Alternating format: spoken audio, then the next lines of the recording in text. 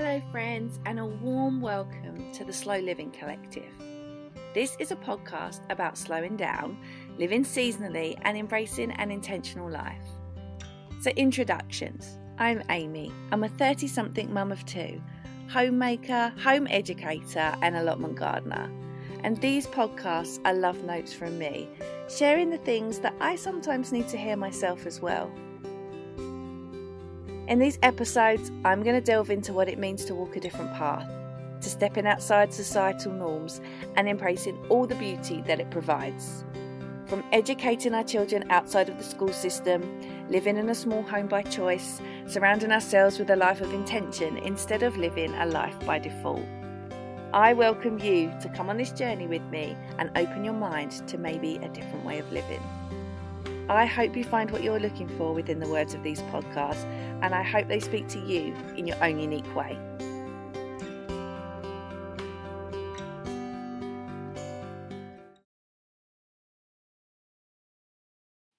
Hello everyone, and welcome back to another podcast. Today I want to share with you a topic that is really close to my heart, but can sometimes end up being a little controversial when I talk about it.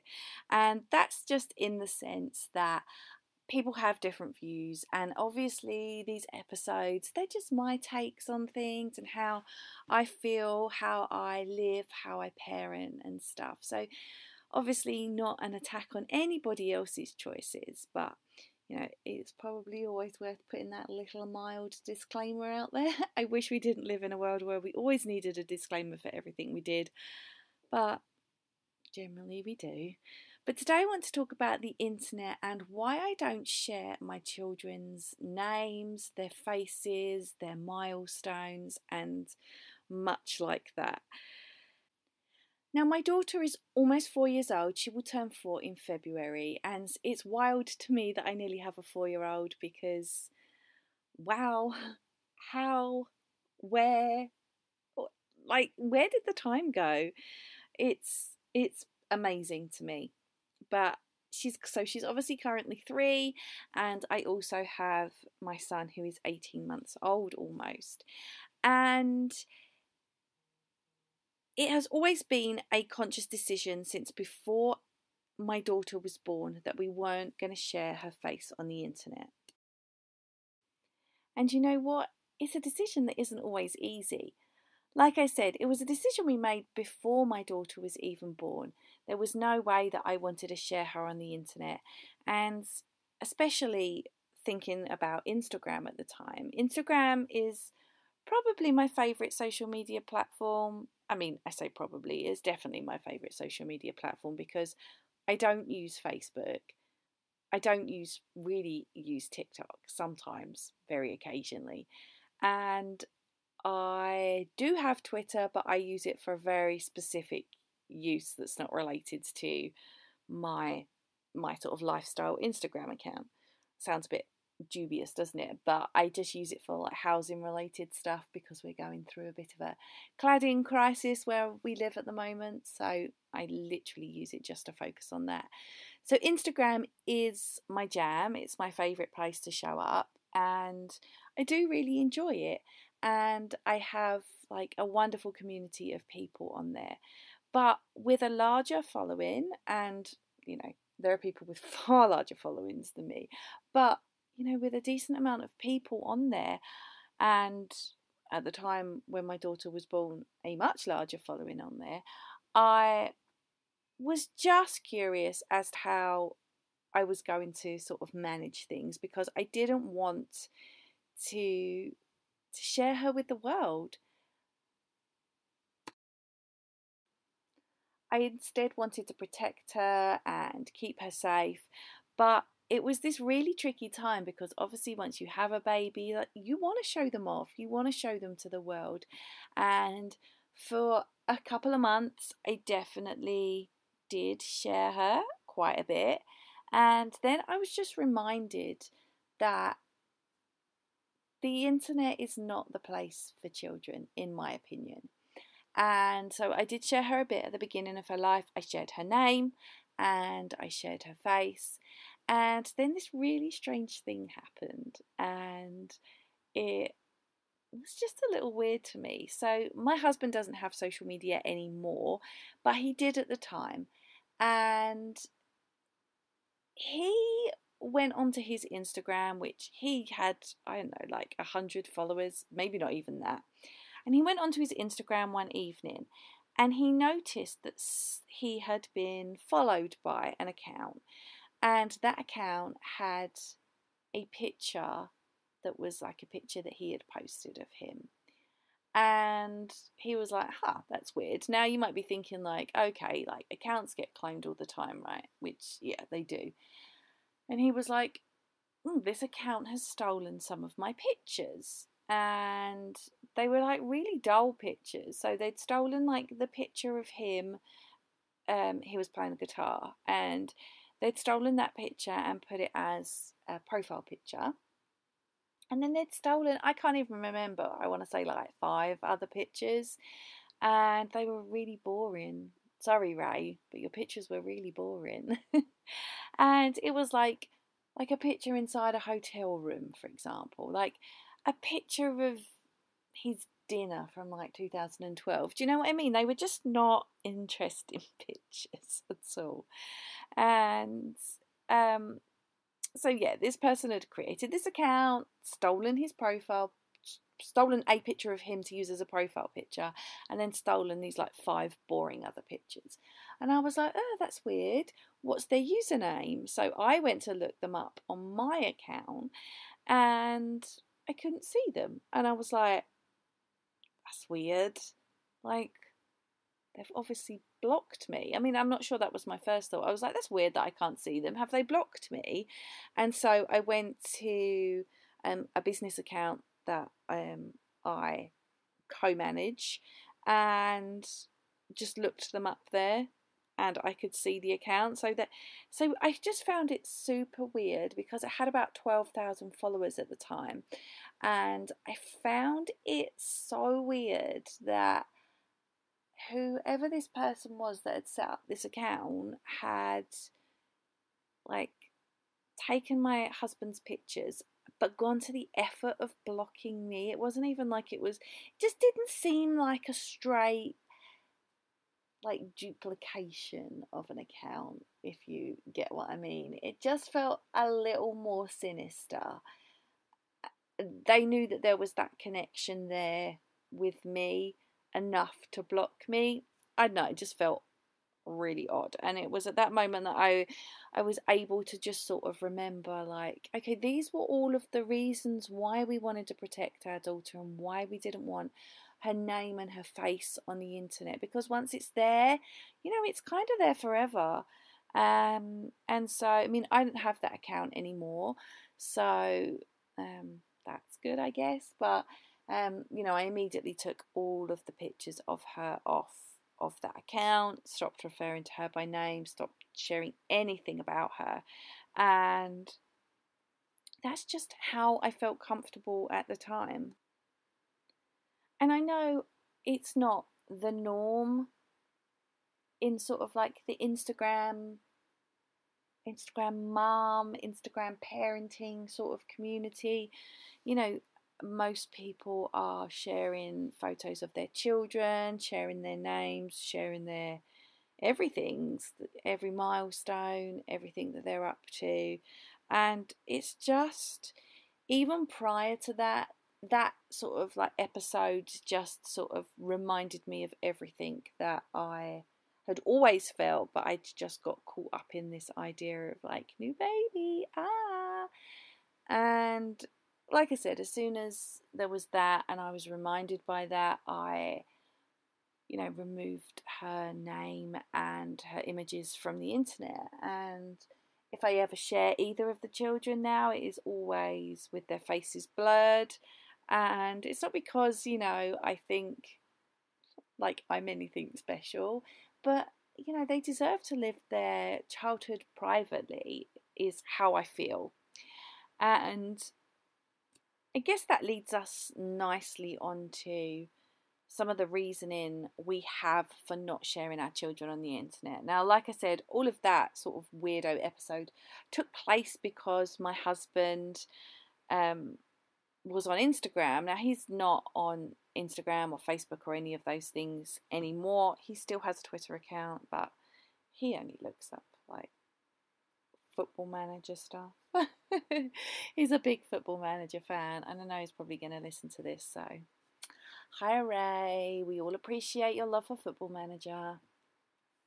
But yeah, we felt that that episode, like I said, was just a sort of a reminder of all the things we had previously felt passionate about but had kind of pushed aside because, you know, the excitement of a new child and wanting to share them and show them off and just enjoying them and, you know, just sharing them oh so innocently.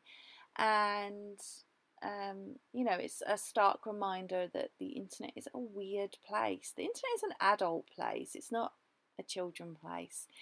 And there are many, many reasons why we feel that we want to give our children that sort of privacy to, you know, live their lives offline. So many children don't get to live their lives offline, and through no understanding of their own. And so a biggie for us is that, you know, we lived a pre-internet childhood that, you know, my baby photos are not smacked all over Facebook, and, you know, they're not all over Instagram, and you know, my milestones aren't discussed. You know, pictures of me with food dripping all over my face, pictures that I would laugh at now, obviously. You know, I'm 37 years old now, but, you know, when you're a teenager, things, you know, life's tough. Imagine that your friends can just like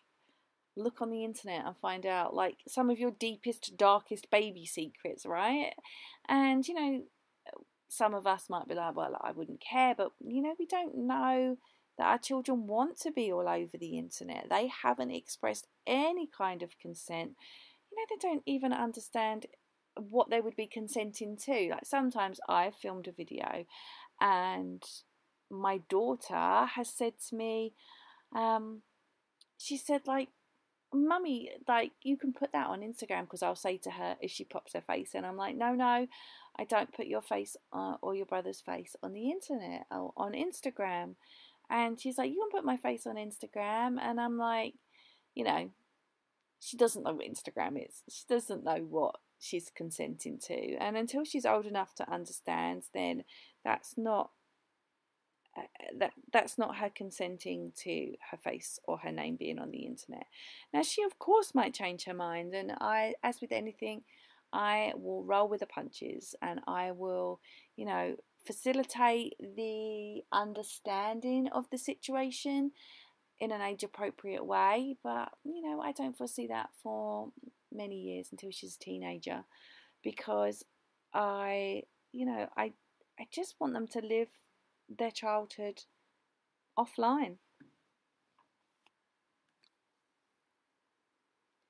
The thing is, as well, is that, you know, every time we post on the internet or share something on the internet, we create this digital footprint. And essentially, you know, my children can rock up online at, I don't know, let's say 16 years old, and their entire life has already been shared for them. They don't get to dictate who they are and the personality they are and the persona that they want to share, because I will have already shared that. There's a digital footprint there. I know they're not following straight on from it, but there's a digital footprint there that has already given them this digital footprint. And I want them to, you know, one day, if they want to be on the internet, I want them to show up and I want them to share who they are. I want them to share their truth, not my truth. Because although, you know, I'm their mother and I'm raising them, who they are and their personalities, that's a them thing. They get to choose the parts of them that they share, and that's not down to me. And so the digital footprint is really, really important to me and my husband as well, that they don't have something that they're it's all being done on their terms when they are ready, when we feel like they are ready, of course, and that they show up on the internet and they get to share the person that they are, their true authentic selves, with nothing else. Nothing already there, no preconceived footprint that has been, I guess, created by me. Because I could, unwittingly create like this digital footprint for them that is ultimately nothing like who they are. And I just want them to have this peaceful, free childhood that, they don't have to worry about things like this, and that they're not going to look back one day and be like, oh, mum, that's so embarrassing, I wish you'd never shared that. I don't want this sort of stuff on the internet, because when it's on the internet, it's there forever. And I don't feel as though I want to use my children for content. Now, that being said, I do sometimes share them. I'm a stay-at-home mum. My children are, with me all the time. But my sharing my Instagram footprint, my blog even, it's all my perspective. So while they sort of exist within that sphere, it isn't about them. Same way I won't share their milestones. I won't tell you when my children start walking or talking and where they cut their first tooth, or, when they stop using nappies, for example, and start using the toilet. Like, nobody knows when that process happened for my daughter. And it will be the same for my son. I have never shared the specifics. I've never even alluded to the fact, actually, that my daughter doesn't use nappies anymore, right? This is the first time I'm saying that. You have no idea when in the past she stopped doing that. So it's all of those things, those milestones, they're private, they're for us, they're for her. How embarrassing is it if there is some sort of digital footprint that people can find where, when she's 16 years old, people are like, you did this while you were learning to use a toilet. Like, it's not funny. And, it's personal details that are personal to her, personal to us, personal to our family. And, she gets to dictate those things. And while she's not old enough to do so, then we make the decision not to share that. So their milestones do not exist on the internet at all. And I guess that leads nicely into sharing their names. Now, when my daughter was born, obviously, as I've already said in this episode, I did share her name on the internet, and I did share her images. So her name was out there. And to be honest, I think the way her digital footprint will work is that it probably remains out there. And, there are people, maybe some of you guys who are listening to this podcast even, like, her name. Her name. But the thing is, the people that do know are oh so respectful. Everybody will refer to her by how I refer to her on the internet, which is by the letter H, which is the letter of her first name. And, like I said, her name has been out there on the internet before, but, only for a short period of time. She'll be 4 in February, and, for a couple of months, her face and her name were on the internet. So, she has changed remarkably in that time. I mean, her name is obviously still the same, but her, the way she looks so different than she did when she was a baby. And, I like that idea that, as time goes on, she would be less and less recognisable. And, hopefully, as time goes on, I don't know whether it's possible that her name doesn't exist on the internet. I've never looked her up. But regardless of that, there's going to be minimal, if anything, about her out there in the world. And the same with my son. Now, my son's face and name have never been on the internet from the word go. So I have obviously documented both my pregnancies, and actually opposite to how I document the children, my pregnancies have actually been quite, I think I've probably shared them quite a bit and shared quite a lot of the ins and outs. But my first pregnancy with my daughter, I had preeclampsia. The second time I didn't, but I did document what pregnancy after preeclampsia was like. And so there are also lots of other things about my son's pregnancy that I did share the details of.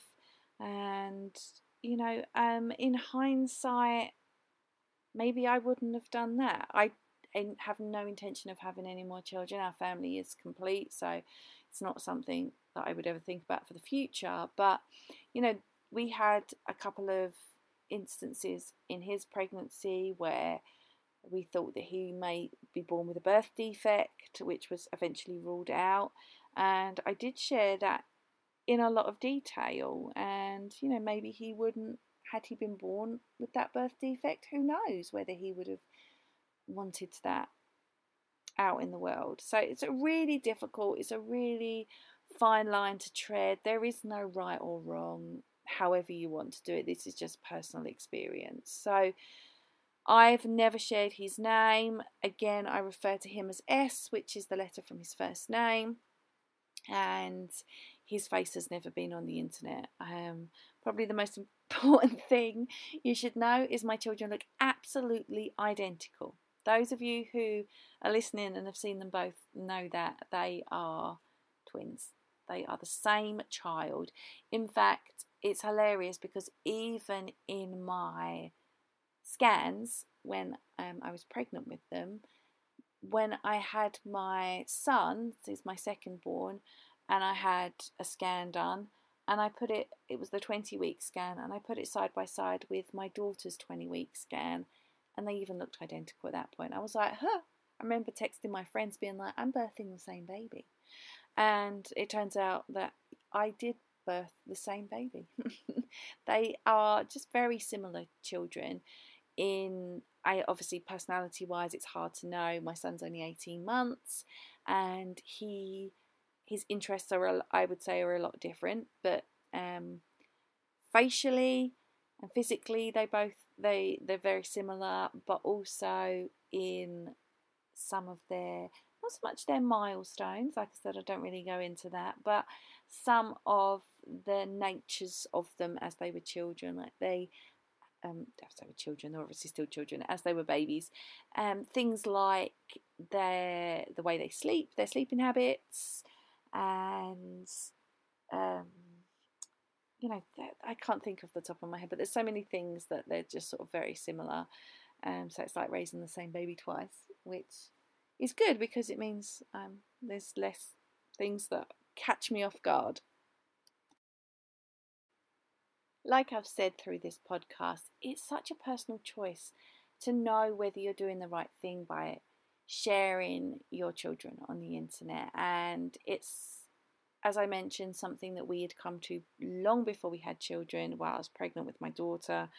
But, I don't always make the right decisions. Sometimes I trip up and I have to remember and sort of reinstate some of the things that I was passionate about earlier. So, like I said, I did share my daughter's face, I did share her name, and, I was reminded why that wasn't necessarily my first choice.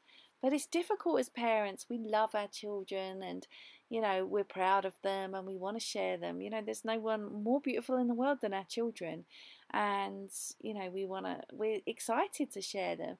And so it is very much a radical choice, I feel like, in this day and age, to not share them and not share every detail and every photo. And it's not always the easy choice. I would love to share my children. They are the lights of my life. I love them dearly and they do the funniest things. They amuse me and make me smile every single day. And of course I would love to share when I'm proud of them, when they've done this, when they've done that. But it's it's reminding myself that the world we live in and the place the internet is just not conducive to children, in my personal opinion. But not only that, we are trying to raise children in a consent-based parenting model, I guess you would say, where, you know, we want to be our kids' equals. You know, we're obviously parents, but you know what, we want to be equal to them, and we want to treat them. We don't want, you know, this horrible childism that runs through our society where children aren't treated, you know, like we would treat an adult. You know, we treat children as if they're a lesser being. And we try and, you know, facilitate this idea that, you know, that we're following this sort of like consent. And consent is so important. We want to have their consent on things because consent isn't just sexual consent. Consent is across the board, and if we don't respect their consent in one area, then, you know, what are we saying about when we teach them consent? Like, consent only matters sometimes, because consent matters all the time, and we want them to know that their voice and their choices and their decisions, they matter, and what they say we follow.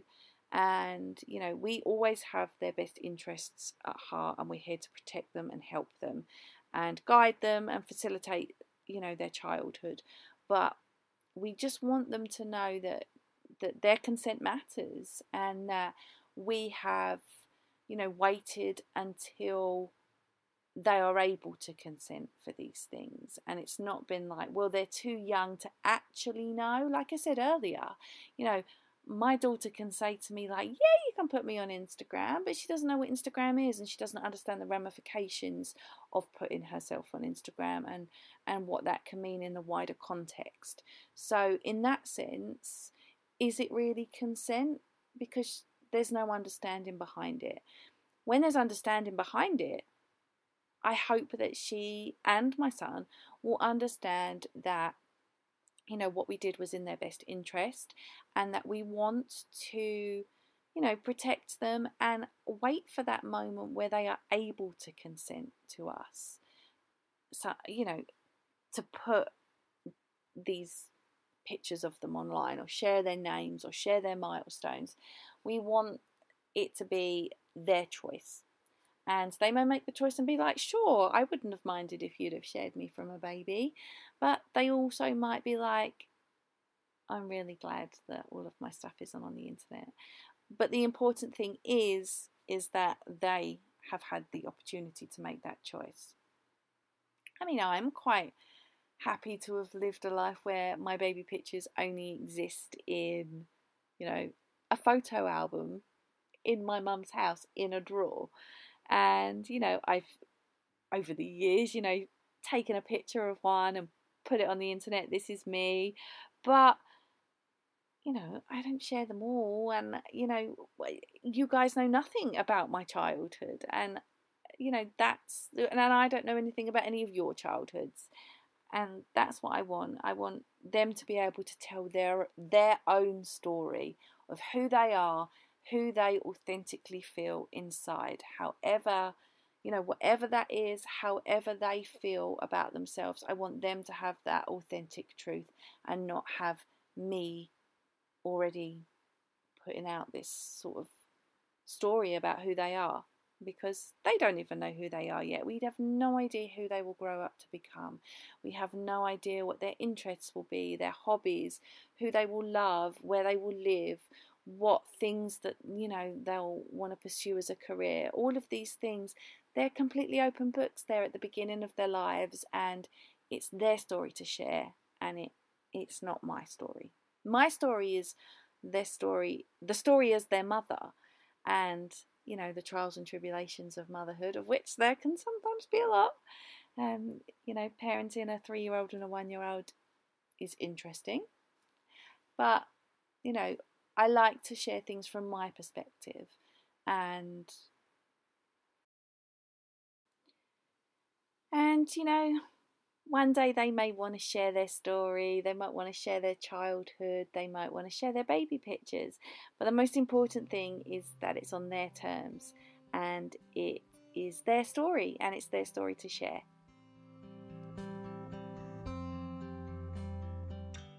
Thank you guys so much for tuning into another episode today. I hope it was helpful and insightful and just shared a little bit about what's on my heart and mind when it comes to sharing my children on the internet. Like I said, there's no right or wrong way. We just have to, follow our intuitions and follow what feels right as parents. So if you have any questions, I'm always open to talking about any of the topics that I cover in these episodes. But this is one that is very near and dear to my heart. So if you head over to my Instagram, you'll find me at lifeonplot44. And just drop me a message, give me a follow. Community is so important to me, so I would love to connect with you there. If you're able to leave me a rating or review, I would be so grateful. So many of my podcasting friends say that podcasts really do live or die by their reviews. So if you're able to leave me a rating and a review, I would be so grateful. Thank you again so much for listening to today's episode. You can check out any of my previous episodes if you just like, and you'll be able to find every episode that I have recorded so far. And there are some corkers, there are some really good ones. Also, if you want to follow my joint podcast venture that I do with one of my best friends, then you can check us out at Slow the Heck Down. That is a podcast where me and Talia dive into all of the nitty gritty stuff about everyday life. I live here in the UK, Talia lives in Canada, and we just dive into some really juicy topics too. You can find us on Instagram at Slow the Heck Down Pod, and you can also search for Slow the Heck Down wherever you listen to your podcasts. Thanks again for listening to today's episode, and I will catch you in the next one.